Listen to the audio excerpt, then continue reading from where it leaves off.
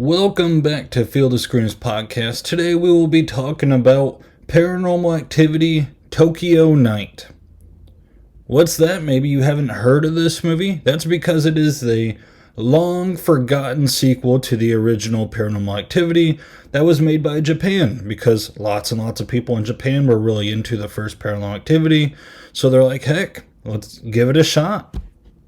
As much as I enjoyed Paranormal Activity way back when it first came out, I never knew about this film. I didn't know it existed. And to be honest, I found out recently that it existed. I was just scrolling through Reddit. I was on the found footage subreddit, and someone brought it up, and I was like, what? I mean, I had to check it out. I had to. I like the franchise a lot. You know, and they had to do a good job with it, right? At least that's what I was wondering, and that's what we're here to talk about today. Now, if you're wanting to watch it yourself, it is kind of hard to find. It is on dailymotion.com. If you use that site, it does have ads, so beware of that. But yeah, you got to kind of dig deep in the trenches of the internet in order to find this movie. You won't find it at your local CVS. So I'll give some non-spoiler general thoughts about this movie, just, to let you know in case you are interested, in case you aren't. This movie, since it follows the very first Paranormal Activity, it is a very slow burn type film. It does kind of replicate the atmosphere of the very first Paranormal Activity movie. I would say that it is probably even slower than the first film. That's just my opinion. But slow doesn't always mean bad. They take it slow. They want it to appear realistic. They don't want people crawling on walls going 1,000 miles per hour and their head turning around 3,000 times. They keep it pretty grounded for the most part, until the climax of it all. So there is that aspect of it. If you don't like slow burn, you might not like it. I do think if you like the first Paranormal Activity movie, it is worth checking out. It does have a tie-in to the first Paranormal Activity movie, and that was kind of cool. Now, granted, the franchise itself doesn't treat this movie like canon, as the sequels go.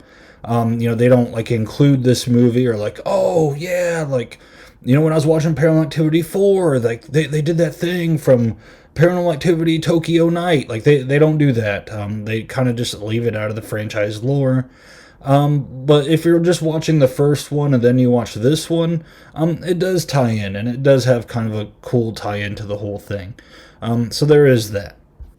Also, I will note, and I feel like it's a criticism sometimes people use of this movie when I looked at reviews after, I watched it and everything, it does kind of retread some of the scares from the first Paranormal Activity, but they do it a little differently as they do it, kind of their own style. But as you're watching, you're like, oh, whenever they did that gimmick in the first film, this is kind of their take on that. So there is kind of some retread of some themes, some scares. In this one, they don't copy them. It's not a scene-for-scene copy. But there are just some elements that are very close to the first film. So now at this point, I am going to get into a little more details of the movie, of the story itself. So if you want to go in completely blind, stop it, and you can always come back. I usually kind of give a warning anyways, but I'm doing it a little more for this one, just because I feel like not a lot of people know about this movie. So if you're kind of figuring it all out and you're like, oh, cool, I want to see it, and then I start going into spoilers, I could be severely raining on someone's parade. So I don't want to do that. So again, if you want to go in completely blind, go watch it now. But, if you want to hear what it's about, or if you've seen it and you want to hear what I have to say, stay tuned. So this movie, it's about, there's a girl, her name is Shigeyuki. We'll just call her Yuki, just for short. And if I'm butchering these, I'm sorry, I'm doing my best. Shigeyuki, she's a girl, she went on a trip to the U.S., she got into a car accident, she broke her legs, so she goes back home to Japan, which when she goes back to Japan, her younger brother, I think he's 19, his name is Koichi, we'll just go Koichi, I guess. Koichi has to look over his older sister and take care of her while their father goes on a business trip. Now, I did like these elements right from the get-go, because I mean, the girl, her legs are broken, so if haunting stuff starts happening in the house, in her room, which the paranormal activity does start in her room, she can't go anywhere. Like, she's disabled. Like, she's ridden to her bed unless her brother Koichi helps her out. So that is kind of a cool aspect. Like, as soon as it happened, she got home, got out of the car. He had to help her into the wheelchair. I'm like, oh man, like that's kind of a cool plot device because, again, if like things start getting thrown across the room or like she sees something, she can't go anywhere. And that's a pretty terrifying thought in itself. So once things start bumping into the night, she claims to start hearing stuff. The brother has the idea to start recording in her room. Of course we need this aspect. I will say Koichi, he's not as annoying as Mika in the first film. I will say that right out. The sister doesn't really want to be filmed, but he's kind of like, come on, don't you want to see if anything's going on? And, this kid must be bored if he's willing to just sift through all the film of like his sister sleeping. It's kind of weird in a way. But I mean, we got to have it to see this movie. So, we got what we got. Some of the same themes that we kind of see in this movie. There's one part whenever they start noticing something's really going on. The brother Koichi, he's like, oh, let me put a pile of salt by your door. And immediately my head went to when Mika put the baby powder on the floor from the first movie. I was like, oh, that's kind of the same thing. And like the ghost or whatever you want to call it, the demon, Toby, he wipes that pile of salt right out. It's pretty cool to watch, just like in the first movie. But again, like you kind of feel the retread of like just some of the themes. Instead of a ghost specialist, they have it's kind of like Japanese culture. It's like a guy who does like a little ritual or seance for to cleanse the sister of all the evil spirits, which it does work a little bit. And I will say the brother Koichi, like he does kind of pull out all the stops possible in his situation. I mean, like this guy, he doesn't really waste time. He calls the dad, says like, you need to come home. Things are going bad. And I feel like in the first Paranormal Activity movie, Mika was always like, nah, we gotta fight it. Like, let me just run outside and call it a jerk. Like, Koichi doesn't do that. Like, he's not wasting time. He's 19. He's scared. And he's like, Dad, I need you to come home. He gets a hold of the guy to do a little seance for his sister. I do feel like he does most of the things in his power. He even invites some of his friends, and one of the friends claims to be like a psychic, which that girl, she lasted about 10 seconds, and then she started like convulsing.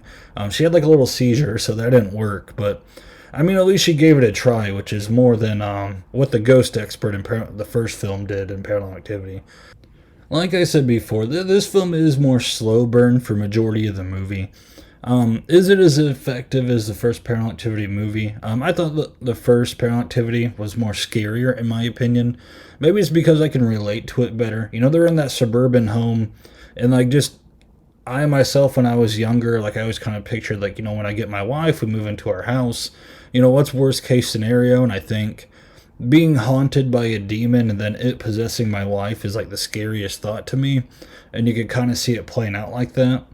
To where this movie, like maybe it's like the cultural difference, but even though like it was still scary when it's happened, it didn't seem quite as effective to me. I mean, plus I've seen all the other Paranormal Activity movies before, so I kind of got that tolerance built up. To whereas if this was the first Paranormal Activity movie I ever watched, maybe it would be as scary. I did enjoy like even though it's a retread though, like I like the first film so much that I'm glad they kind of stayed loyal to the formula. Will it make this movie stand out that much? Probably not. And a lot of people haven't really heard of this movie. But I mean, I'm still glad they did it. Like, I'm glad they didn't go like, okay, we're going to do Paranormal Activity. There's going to be like a swamp creature that crawls out of her bed, and then like it spits acid, which like that's kind of a thing they do in one of the later sequels once the franchise kind of goes to garbage. But they don't do anything too out there. Like, it does stay in the realm. You could definitely see it being in the same world as Paranormal Activity. So yeah, I think that's a good thing. Now, I will say they have a cool little tie-in, and I wasn't expecting it. The cool little tie-in eventually, the sister, Yuki, I think I said is what we're going to call her. She goes online and she figures out who she crashed her car into. And it ended up being Katie Featherstone, which, by this point, if she hit her, Katie was possessed by the demon. So, like, it's kind of cool, like, just picturing, like, in the aftermath of paranormal activity, after she kills Mika and runs out of the house, there's old Yuki just driving along, probably flipping through the radio stations, trying to figure out what's hot in America.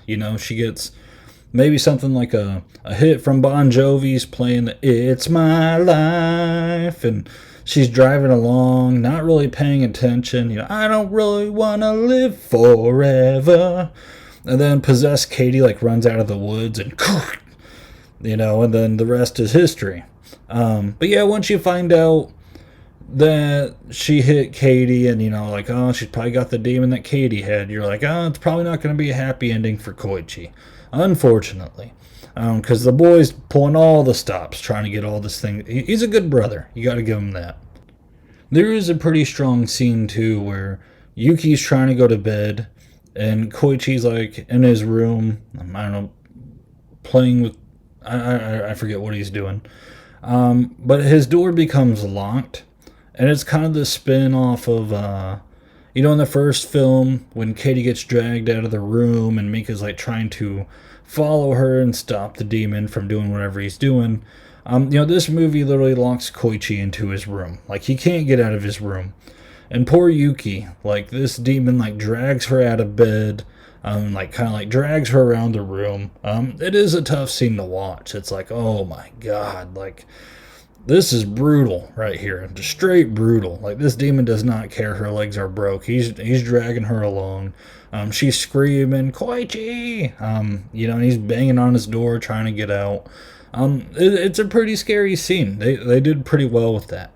And I always say that was the most scariest scene in Paranormal Activity. And I don't know if this tops that, but I think the idea tops it. I definitely do. Like, just picturing yourself being locked in your room and you hear a loved one, like, screaming. Their legs are broke, they can't walk, and you just hear them going through pain and torment because some unseen force is just torturing them. That's pretty crazy stuff. Now, the scariest scene, and I will say this got me a bit, is, Yuki gets possessed. We know it's going to happen, just like Katie. Yuki gets possessed, and it makes her stand up on her broken legs. And she does this, like, weird, like, duck walk type, like, just the way her body contorts when she's walking. This isn't the Katie stand up, stiff as a board, and stare at Mika for 4 hours. Like, it looks freaky the way Yuki's walking when she's possessed. It did kind of give me the chills down my spine. And poor Koichi, he's just, like, chilling in his room, and you hear the footsteps, and he's like, what? No, he's sleeping. That's what it is. Koichi's sleeping. And while he's sleeping, like, he's got the video recorder in both rooms by this point. And you just hear the footsteps coming down the hall. And man, there is nothing scarier in a film, if it does it correctly, where they record, like, footsteps just heading your way. I think that's so effective, especially in all the Paranormal Activity movies. Like, you just hear the footsteps coming. And whether it's someone possessed or something unseen, that is just something freaky. Because, how do you respond? Do you wait and see what it is? Or, do you try to charge it and scare it yourself? I don't know what the right answer is. But if you're asleep, you can't do neither of those. And she's just coming for him. That scene was set up very, very well. The very end, and I found it pretty interesting because they did quite a bit compared to the first film. Koichi, he's walking around, he goes up to this closet. I'm like, oh my gosh, Yuki's going to be in that closet, and she's going to be like, rah! And just end him right there. Like, that's how I thought it was going to end. I was like, oh, here comes a jump scare. But no, it's the dad. She killed her own dad. And he's like, oh my gosh, and he's like freaking out, and Koichi's all around the house, stuff's moving. And a little bit before the scene too, like, the demon, like, blew out the windows in Yuki's bedroom. So I mean, like, like this is like peak demon right here. Anything can go down at this point. And like Koichi like kind of freaks out. He runs outside, gets into a cab.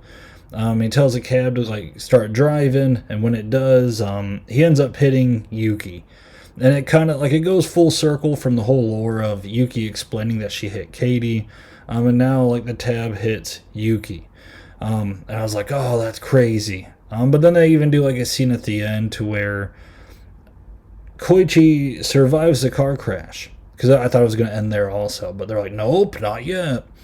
So he's in the corner room, and you think Yuki is underneath the sheet like she's dead, and he goes up to it. He's like, oh, poor Yuki, and like he looks at the body and it's not Yuki. I think it was like the coroner, or maybe I think that's who it was. But then he gets dragged away off camera. And when he does, Yuki kind of stumbles upon camera again and looks at the screen. It was a pretty cool way to end it. I was like, oh, like that. They nailed that ending there. I really liked it a lot. I was definitely glad that I checked this film out. I was like, man, I hope this doesn't suck. That's always the worry when you watch a film, right? Like, man, I hope this doesn't suck. But it was a lot of fun, and it felt like it belonged in the franchise. I almost wish the American films, like, they kind of added to the lore a bit. I guess you really can't because Katie's dead, and you can't kill Katie yet. It's always exciting in the later sequels whenever Katie just randomly pops up, and you're like, oh no, like what's going to happen? Because she's like literally the symbol of evil in those movies, besides the demon itself. So I guess they couldn't really do that. They could have done something like the next time they show her, she's like all bandaged up from the car crash, maybe. She has like a neck brace on, like, ah. But yeah, like I like the tie-in. It was definitely, the film definitely tried. And it's fun to watch. I enjoyed it overall. It's a nice little slow burn 3/4 of the way. And then once they up the ante, they definitely do up the ante without it seeming too much. And I enjoyed the ending overall. The characters acted it out really well. They had to kind of carry this film, and they did. And they definitely did their job. So, yeah, if you're still listening because you wanted to, hear about all the details about what happens, definitely check it out. Especially if you're a fan of the franchise. It is so much better than Paranormal Activity Ghost Dimension. It's not even close. And again, it makes me just wish they would kind of reboot the franchise and try it again. With kind of the same formula. You can change it up, whatever. But it does make me miss the franchise even more. So it was cool, again, watching another movie that's in the same vein as the first movie. It was definitely a good thing. So yeah, that's my review over Paranormal Activity Tokyo Night. If you're still listening, thank you so much. If you could, give this video a like, because it gets it out to other people. If you haven't subscribed yet, make sure you subscribe, because we're going to cover all the Paranormal Activity movies. Feel free to follow us on socials. They are in the link below the video. And again, if you're still listening, thank you so much. Until next time.